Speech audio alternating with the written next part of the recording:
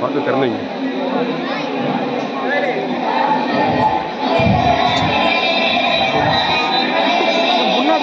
எங்கள் அன்றாட உணவை இன்று எங்களுக்கு தாரும். எங்களுக்கு எதிராக குற்றம் செய்தவர்களை நாங்கள் மன்னிப்பது போல எங்கள் குற்றங்களை மன்னியும். எங்களை சோதனைக்கு உட்படுத்தாதேயும், தீமையிலிருந்து எங்களை விடுவித்தருளும். ஆமென்.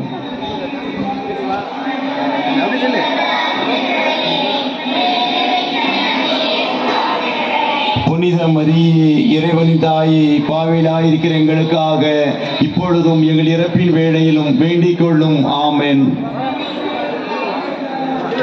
இருந்தது போல இப்பொழுதும்